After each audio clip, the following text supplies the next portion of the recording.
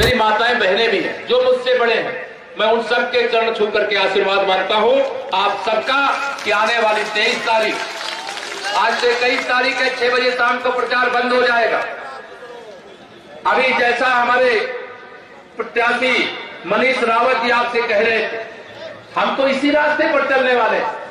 जब से आप बताइए केंद्र में माननीय नरेंद्र मोदी जी के नेतृत्व में, प्रदेश में आदरणीय योगी जी के नेतृत्व में भाजपा की सरकार बनी है, हमने किसी काम में भेदभाव किया है क्या?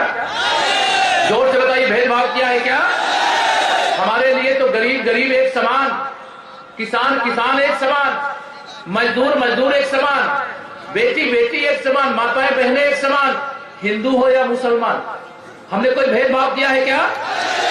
हमने सबका साथ सबका विकास का महामंत्र लेकर के प्रदेश की सेवा की है, देश की सेवा की है। आप बताइए, अगर अभी पास हमारे ये बहुत दिनों के बाद मुझे मालूम है आप भाजपा की झोली में सीट डालने जा रहे हैं, मुझे इसमें कोई शंका नहीं, शंका तो ना करके जाओ। आप जिताओगे ना इस बार? दोनों हाथ उड़ा बता दो, दोनों हाथ उड़ा बताइए, जिताओगे इस बार ना? आप सब जिताने का काम करोगे, मुझे विश्वास है। और मैं इसलिए आप सबसे कहने के लिए आया हूं, 2022 का चुनाव साधारण चुनाव नहीं है। यह चुनाव 10 पीढ़ी के उज्जवल भविष्य को बनाने का चुनाव है। 10 पीढ़ी का। भारतीय जनता पार्टी जातिवाद में विकासवाद पर विश्वास करती है, और विकासवाद में भी सबसे पहले गरीब का विकास करना।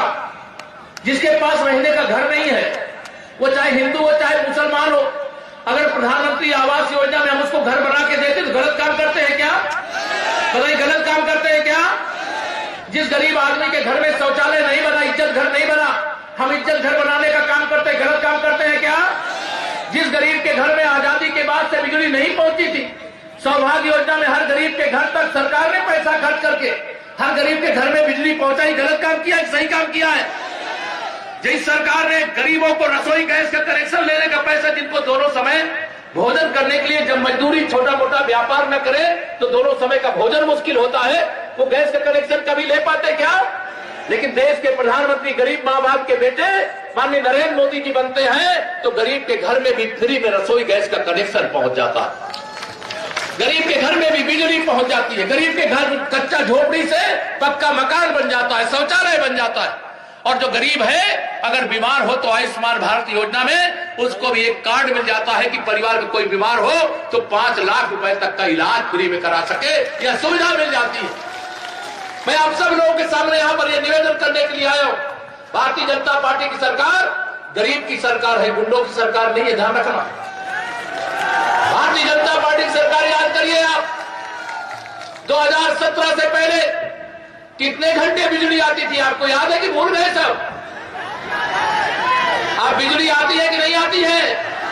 लो वोल्टेज रहता है क्या? ट्रांसफार्मर जल जाए तो पैसा देने के बाद ट्रांसफर मिलता है, बिना पैसा ट्रांसफर ट्रांसफार्मर लग जाता है। भाजपा की सरकार आने के बाद माननीय नरेंद्र मोदी जी दिल्ली से मेरे किसान भाइयों के खाते में 2-2 हजार रुपया की 3 किस्त साल में भेजते हैं। हिंदू मुसलमान देख के भेजते हैं कि सबको भेजते? बताओ, बिना भेदभाव के अगर जो सेवा करे तो उसे आशीर्वाद मिलना चाहिए कि नहीं मिलना चाहिए? मैं आप सब लोगों के सामने वोट नहीं, मैं वोट के रूप में कर्ज मांगने के लिए आया हूं। अभी 2017 से जो 2022 आपने देखा है वो तो टेलर था, टेलर। असली पिक्चर तो 10 मार्च के बाद दिखाने का काम करेंगे। विकास की किरण हर गरीब तक पहुंचाने का काम करेंगे। हर माता बहन के सेवा के लिए सरकार का खजाना खुला होगा। हर बुजुर्ग के सम्मान के लिए आने वाली 10 मार्च के बाद आप सभी के आशीर्वाद से 300 से ज्यादा सीटें जीत करके फिर भाजपा की सरकार बनने जा रही है। और सरकार बनने के बाद 10 मार्च के बाद हम लोग क्या करेंगे वो बता दे रहा हूं आप सबको। 10 मार्च के बाद गरीब कल्याण को सर्वोच्च प्राथमिकता देते हुए गरीब के जीवन में खुशी लाने के लिए केंद्र सरकार का खजाना भी और प्रदेश सरकार का खजाना भी सबसे अधिक किसी के लिए खोला जाएगा तो गरीबों के लिए खोला जाएगा।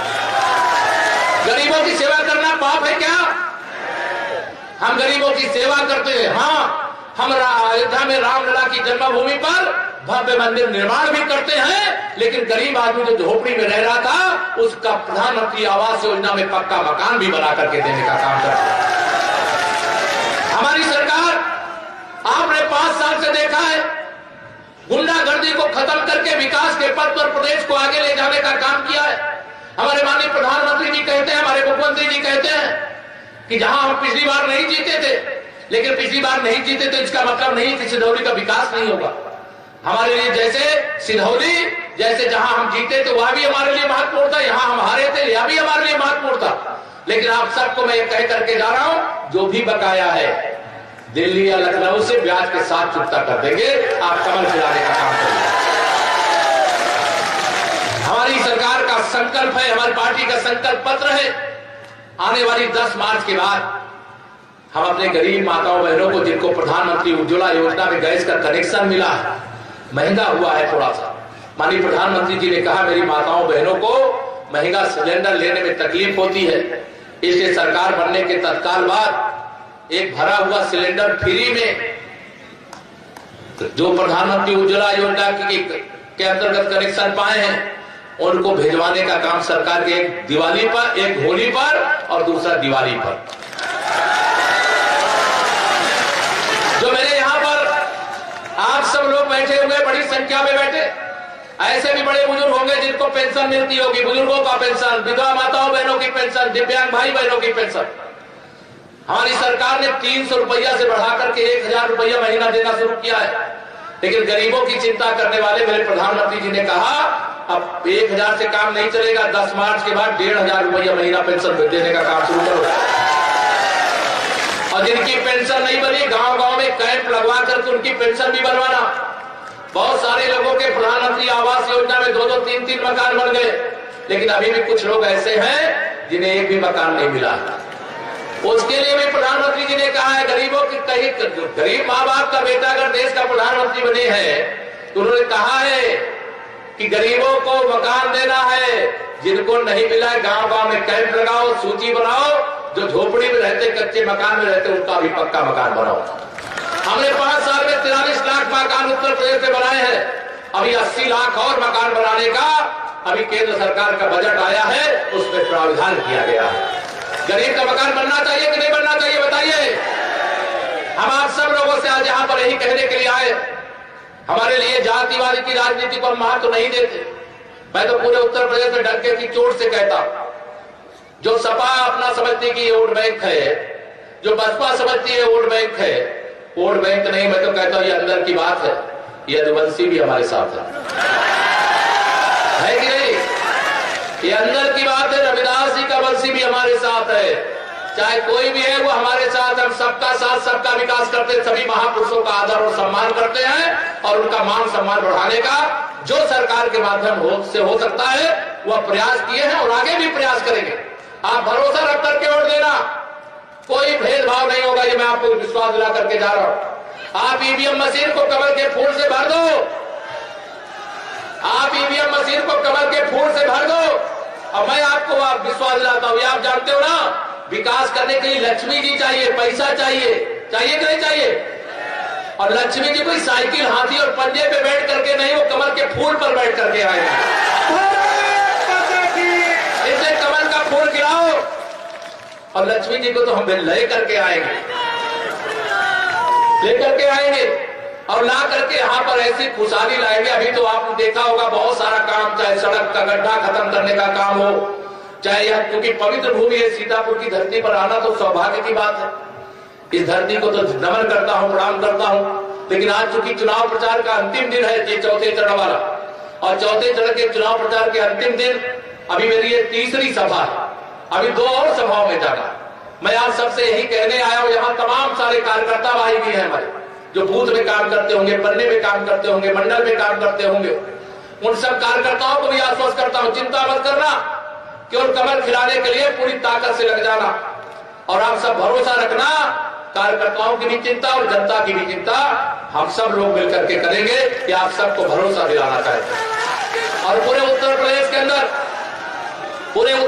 के अंदर भाजपा की आंधी चल रही है, भाजपा की आंधी चल रही है और इस आंधी का असर मैं सिधौली में भी सीधे देख रहा हूं। पिछली बार मैं आया था, हम तो यहाँ की 9 में से 7 सीटें जीत गए, 2 सीटें छूट गई थी। मुझे तो ये लग रहा है कि इस बार 7 नहीं, इस बार 9 की 9 सीटें भाजपा की झोली में आप सबके आशीर्वाद से आएंगे। और आप सबको भरोसा दिलाता, जो मेरे पत्रकार मित्र देख ले, जैसे ये खचाखच भरा हुआ पूरा स्थान है ना, 23 तारीख को या जनता जनार्दन या कार्यकर्ता या बड़े बुजुर्ग या गरीब माताएं बहनें, जिनको कोरोना के इतने बड़े संकट के बाद भी अगर गरीब माँ बाप का बेटा नहीं होता तो मेरा गरीब भूख से मर जाता। अगर देश के प्रधानमंत्री मोदी जी नहीं होते तो फ्री में राशन आपको नहीं मिलता। मिलता क्या? फ्री में राशन, और राशन के साथ भी तेल भी, दाल भी, नमक भी, चना भी मिल रहा है कि नहीं मिल रहा है? माननीय मोदी जी ने कहा है मेरे कोई गरीब माँ बाप, गरीब परिवार भूखे नहीं रहना चाहिए, मुझे जितना कष्ट सहना होगा सहूंगा, जितनी मेहनत करना होगा मेहनत करूंगा, लेकिन मेरे गरीबों का दर्द मुझसे सहा नहीं जाएगा। उन्होंने फ्री में राशन भी दिया, कोरोना से बचने के लिए फ्री में वैक्सीन भी लगाने का काम किया। लगी कि नहीं वैक्सीन आप लोगों को? दोनों हाथ उठा के बताओ, लगी कि नहीं लगी? पैसा तो नहीं लिया किसी ने?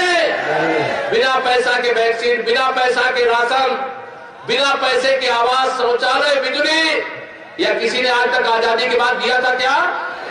आजादी के बाद तो लूटो, केवल अपना भला करो, अपने परिवार का भला करो, अपने गुंडों, अपराधियों, माफियाओं, भ्रष्टाचारियों का भला करो, गरीबों का भला करो, किसी ने सोचा था क्या? मेरे किसान भाई भी यहाँ पर, मैं सबको बताना चाहता हूँ, 10 मार्च के बाद अगर आपने सिंचाई के लिए अपना नलकूप लगाया है, लगाया ना कुछ लोगों ने, आपको बता रहा हूँ 10 मार्च के बाद मेरे किसान भाइयों को जो नलकूप लगाया है उसका बिल देना पड़ता होगा बिजली का। मोदी जी ने कहा मेरा अन्नदाता, अभी उसकी कमाई मुझे और बढ़ानी है, इसलिए अगर सिंचाई के लिए मेरा कोई किसान नलकूप लगाया है तो उस नलकूप के बिजली का बिल सरकार भरेगी, मेरा किसान नहीं भरेगा। वह काम भी 10 मार्च के बाद हम लोग करने वाले। हमारी बेटियां, पहले बेटियों को गर्भ में मार दिया जाता था, माननीय प्रधानमंत्री जी ने कहा बेटी बचाओ, बेटी पढ़ाओ, बेटी को आगे बढ़ाओ, और आगे बढ़ाने के लिए सबसे पहले किसी माँ बाप को चिंता होती है अगर बेटी पैदा हुई है तो उसके हाथ पीले कैसे करेंगे। हमारी सरकार बनी, हमने मुख्यमंत्री सामूहिक विवाह योजना के माध्यम से यदि कोई अपना शादी विवाह करना चाहता है तो उसे 51,000 रुपया एक बिटिया की शादी के लिए देने का काम शुरू किया था। लेकिन अच्छी बात मैं आपको ये बताना चाह रहा हूँ, 10 मार्च के बाद ये कहा है माननीय प्रधानमंत्री जी ने, मेरे गरीब परिवारों की बेटियों की शादी शान से, धूमधाम से होनी चाहिए। 51,000 रुपया कम है, इसलिए एक बिटिया के विवाह के लिए 10 मार्च के बाद 1 लाख रुपया खर्च करने का काम किया जाए। भारतीय जनता पार्टी एक ऐसी पार्टी है जो चाहे अगड़ा हो, चाहे पिछड़ा हो, चाहे अनुसूचित वर्ग का हो, इसकी त्रिवेणी है, ध्यान रखना। हमारे यहाँ स्वयं प्रधानमंत्री जी अगर कोई दलित भाई है सफाई के काम में लगा तो प्रयागराज के कुंभ में स्वयं जमीन पे बैठ करके उनके चरण धो करके उनको सम्मान देने का भी काम माननीय नरेंद्र मोदी जी ने किया। अगर बाबा विश्वनाथ जी के धाम का निर्माण हुआ है जो औरंगजेब के समय से तहस नहस किया गया, वहां काम करने वाले मजदूरों की बाबा की पूजा करने के बाद, संतों का आशीर्वाद लेने से पहले मजदूरों की पूजा किया, उनका दर्शन किया, उनका अभिनंदन किया, पुष्प वर्षा किया। या चाहे सफाई कर्मचारी हो, चाहे मजदूर भाई हो, बताइए मोदी जी के अलावा कोई उनका सम्मान कर सकता है क्या? माननीय नरेंद्र मोदी जी हर गरीब के दिल में है, हर मजदूर के दिल में है, हर किसान के दिल में, मेरी माताओं बहनों के तो विशेष ही आशीर्वाद मोदी जी को प्राप्त है कि नहीं? बताओ आशीर्वाद है कि नहीं? दोनों हाथ उठा बताओ है कि नहीं आशीर्वाद? देखिए मेरी माताओं बहनों का आशीर्वाद, इसी आशीर्वाद की ताकत है। मैं विरोधियों को बताना चाहता हूं, तुमने गरीबों की हाय ली है, गरीबों का श्राप लिया है। गरीबों को सुख देने का काम किए होते तो सत्ता से कभी विदा नहीं होते, क्योंकि तुम गरीबों की सेवा नहीं कर सकते, किसानों की सेवा नहीं कर सकते, मजदूरों की सेवा नहीं कर सकते, जो दलित पिछड़ा गरीब है उसकी सेवा नहीं कर सकते। जो सेवा कर सकता है, कोई बोले मुंह से चाहे ना बोले, अंदर से ही आशीर्वाद मिल जाता। मिलता है कि नहीं बताओ? और आपके आशीर्वाद की ताकत लेकर के ही आपका आशीर्वाद आज फिर उत्तर प्रदेश में फलीभूत हो रहा है। हम सुशासन देंगे, हम विकास देंगे, हम आपकी जरूरतों को पूरा करेंगे, हम बीच में भ्रष्टाचार करने वालों को सीधा जेल भेजने का काम भी करेंगे। भेजना चाहिए कि नहीं भेजना चाहिए जेल? जो आपका हक बीच में खाने की कोशिश करे उसे जेल में भेजना चाहिए कि नहीं भेजना चाहिए? तो मैं आप सब लोगों को इतना ही अपील करके जा रहा हूं, कोई चाहे सपा हो, चाहे बसपा हो, चाहे कांग्रेस, यह आपका भला न किए है न कर सकते। भाजपा आपकी सेवा में समर्पित थी, समर्पित है और समर्पित रहेगी। हम देश की रक्षा में भी समझौता नहीं करते और प्रदेश की सुरक्षा में भी समझौता नहीं करते।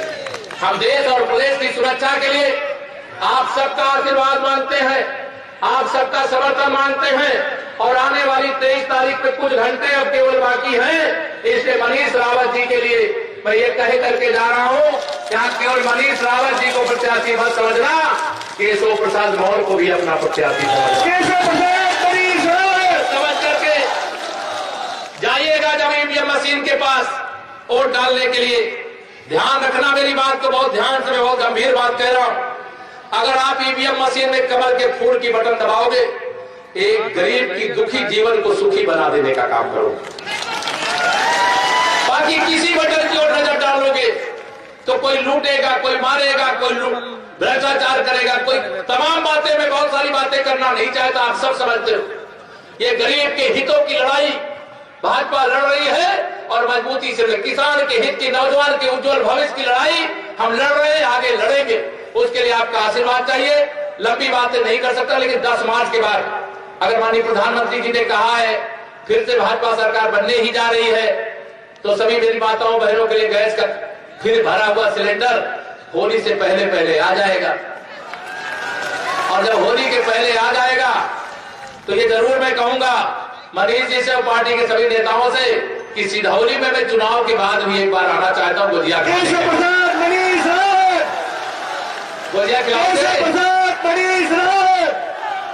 इस बार 2 होली होगी। एक 10 मार्च को 11 बजे, जब सारे विरोधियों का आप 12 बजा दोगे, और दूसरी होली जो 18 मार्च को होनी है वो होली होने वाली है। तो दोनों होली का उत्सव मनाने की मैं आपको बधाई दे सकता हूं सबको, लेकिन इसके लिए पसीना बहाना पड़ेगा कि मनीष रावत जी और केशव प्रसाद या मंच पर बैठे हुए लोग नहीं, आप सबको प्रत्याशी की तरह अपने बूथ के पहरेदार बन करके कमल खिलाने के लिए परिश्रम करना पड़ेगा। करोगे? मैं बात ये ध्यान रखना, कमल के फूल की एक बटन गरीब के पेट की आग को शांत करने की गारंटी। किसान के जीवन में क्या खुशहाली हमने लाया है 5 साल के अंदर और 8 साल के अंदर देश में मोदी जी ने, मेरा किसान उसको जानता। हम ये नहीं कहते कि हमने सारी समस्याएं दूर कर दी, लेकिन समस्याओं को दूर करने की अगर दिल से कोई कोशिश करे तो वो दूर हो जाती है। उसका परिणाम देश और प्रदेश और आपने अपनी आंखों से देखा। हमें आपका